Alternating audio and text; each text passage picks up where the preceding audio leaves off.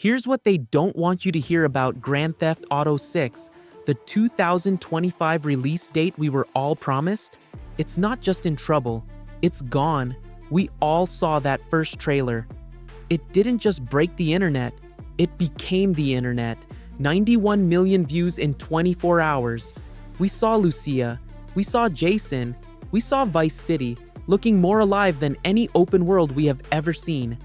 And at the end, that beautiful, simple date, 2025, we all marked our calendars. We all started saving our money. We all got ready for next year to be the biggest year in gaming history. Well, it is time to get out a permanent marker and cross that date out. New reports are flooding in from multiple reliable sources, the kind of people who are almost never wrong, and the news is a shot to the heart. The 2025 release window is reportedly not happening. The new date being thrown around inside Rockstar's walls? Late 2026. And that's the optimistic date.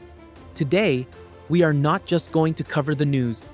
We are going to dive deep into why. What is going on inside Rockstar Games that has caused the most anticipated piece of entertainment in human history to slip again? This isn't just a simple delay. This is a sign of huge problems. We're going to talk about the money, the developer burnout, the fight over working from home, and the massive 2022 leak that might be the real reason this whole timeline is falling apart. Let's get right into it. The news that dropped this week hit the gaming world like a freight train. Several top-tier industry insiders, the ones who leaked correct information about the trailer and the game's setting years ago, all started reporting the same thing. Development on GTA 6 has hit significant roadblocks. The internal schedule, which was already tight for a fall 2025 release, has now slipped completely.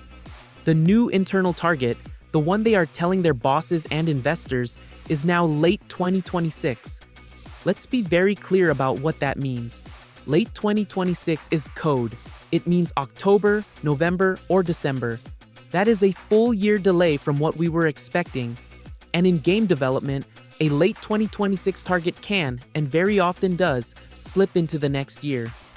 We could be looking at 2027.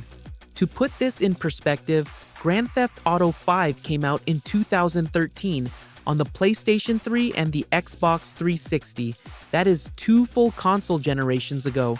If GTA 6 releases in late 2026, that will be a 13-year gap between mainline games. 13 years. An entire generation of gamers has grown up only knowing GTA 5. The wait is already legendary. This new delay makes it almost unbelievable. Rockstar and its parent company, Take-Two Interactive, have said nothing. They haven't confirmed it, but more importantly, they haven't denied it. And in this business, silence is almost always a yes. Their silence is deafening. This delay introduces a whole set of massive problems, not just for us, the players, but for the entire company. So, who cares? It's just a game. We wait a bit longer, the game will be better for it, right? That's what we always say. A delayed game is eventually good. A rushed game is bad forever. But this situation is different. This delay reveals huge, flashing red warning lights about the state of the game and the company. First, let's talk about the money. Rockstar Games is owned by a company called Take-Two Interactive. Take-Two is a publicly traded company. That means they have investors, and those investors expect to make money. For the past 2 years, Take-Two has been telling its investors, "Don't worry, 2025 is going to be our biggest year ever. We are going to make billions of dollars." The entire company's financial future was built on the promise of GTA 6, launching in 2025. The moment this new 2026 delay was reported, Take-Two's stock price took a nosedive. We're talking hundreds of millions, even billions of dollars in value, just gone from their company. This creates a pressure you and I cannot even imagine. It's not just fans waiting for a game, it's investors demanding the money they were promised. This kind of pressure is how you get rushed, broken games, It's how you get games like Cyberpunk 2077 at launch, a game that was pushed out to meet a date before it was ready. Second, there's the problem of hype. Can any game, any movie, anything live up to a 13-year wait? The expectation for GTA 6 is not just a good game. The expectation is the best game ever made, period. The expectation is a game that changes my life. With every single month that this game is delayed, that expectation grows. It gets bigger and more impossible to meet. Rockstar is in a hype trap of its own making. If this game comes out and it's just a 9 out of 10, if it's just really, really good, but not perfect, the internet will riot. The backlash will be huge. This delay is turning the excitement into a massive weapon that could easily backfire on them the second the game is in our hands. And third, there's the problem of technology. This game is being built for the PlayStation 5 and the Xbox Series X. Right now, those are new, powerful consoles. But what about in late 2026 or 2027? By then, we're going to be hearing rumors about the PlayStation 6. The next-gen consoles won't be next-gen anymore. They'll just be general. Is Rockstar afraid the hardware can't even handle their vision? This delay risks making the game feel like it missed its own window, arriving on consoles that are already starting to feel old. So, this is the core of it. Why? Why is this happening? Rockstar is filled with the most talented, best-paid developers in the world. They have a blank check. What could possibly go so wrong that it causes a year-long delay? The reports are pointing to a few huge, interconnected reasons. The first and simplest reason: the game is just too big. The ambition is out of control. We all saw the trailer. The number of people on that beach, the different types of body shapes, the realism, the hair physics, the rumors of a map bigger than Grand Theft Auto 5 and Red Dead 2 combined, the new AI system where police are smarter and the random people on the street remember you, the social media feed inside the game that reacts to your actions. This is not just an update. This is a new level of simulation. Rockstar's whole brand is perfection. They polish and polish until every single tiny detail is perfect. You remember in Red Dead Redemption 2, how snow would build up on your clothes and then melt? How horses had, well, physics? This is that level of detail, but for a massive modern city. That just takes time. More time, clearly, than even they planned for. But the second reason is the big one, and it's a human one. It's the possible end of crunch culture. For decades, Rockstar was famous for crunch. This is a horrible practice where developers are forced to work 100-hour weeks, sleeping at their desks, and destroying their mental and physical health to finish a game on time. After Red Dead Redemption 2 in 2018, the co-founder of Rockstar, Dan Houser, even bragged about working 100-hour weeks. The backlash was massive. Developers spoke out. It was a huge scandal. Since then, Rockstar has reportedly promised to change. They promised to be a better place to work, to get rid of mandatory crunch. Well, what happens when you stop forcing your employees to work themselves to death? What happens when you treat them like human beings? Things take longer. A lot longer. This delay, as frustrating as it is for us, might actually be a good sign. It might be the first real proof that Rockstar is choosing the health of its employees over a deadline. The problem is, they are learning how to make the biggest game in the world without their old, abusive methods. And that is a very, very hard learning curve. Third, and this is the one insiders are pointing to as the final nail in the 2025 coffin, the return to office fight. Like most of the world, Rockstar developers worked from home during 2020 and 2021, and it worked. They built huge parts of this game remotely. But earlier this year, Rockstar leadership sent down an order. Everyone back in the office, 5 days a week, no exceptions.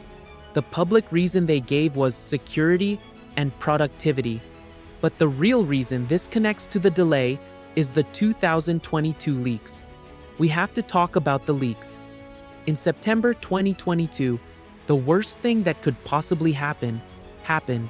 A teenage hacker got into Rockstar's servers and stole everything. They downloaded and posted over 90 videos of the game in a super early, unfinished state. We saw code. We saw test animations. We saw Lucia robbing a diner. It was the single biggest video game leak in history. It was a disaster. It was humiliating for the developers, seeing their unfinished work mocked online. But the real damage wasn't to their pride, it was to their timeline. Rockstar had to stop everything to figure out how this happened. They had to lock down their entire system. They had to investigate. They had to assume their source code was stolen, which is the secret DNA of the game. The time and energy lost to this one hack must have been months. So now, connect the dots. The hack happens, likely from someone remote. Leadership panics. They order everyone back to the office to protect security. But the developers, who have been working fine from home, are furious. They lose their work-life balance. They have to start commuting 2 hours a day again. Reports came out that morale died. People were angry. Talented developers might have just quit. Instead of increasing productivity, the forced return to the office might have destroyed it, all as a panicked reaction to the 2022 hack. This delay isn't just one thing, it's a perfect storm. It's the game's massive ambition, mixed with a new, slower, but healthier, anti-crunch culture, all crashing into the catastrophic fallout from the 2022 leak and the bad morale from the return to office mandate. So, what does this all mean?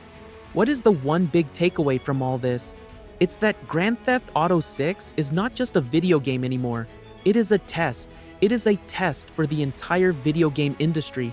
It's a test to see if a company can make the biggest, most expensive, most complicated piece of art in the world without destroying the human beings who are making it.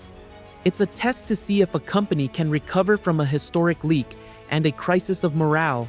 It's a test to see if any game can survive the weight of this much expectation. This delay to 2026 is not just a new date on a calendar. It is the sound of a development process that is struggling. It's not struggling to make a good game. They will almost certainly make a great game. It's struggling with the cost of that greatness, the cost in time, the cost in money, and the cost in human effort.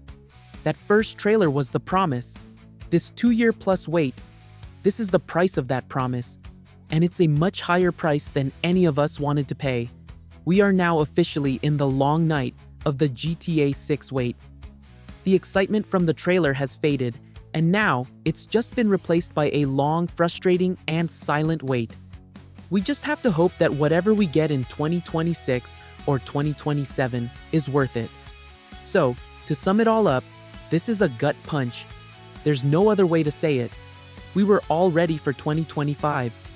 Now, we are looking at late 2026 at the earliest.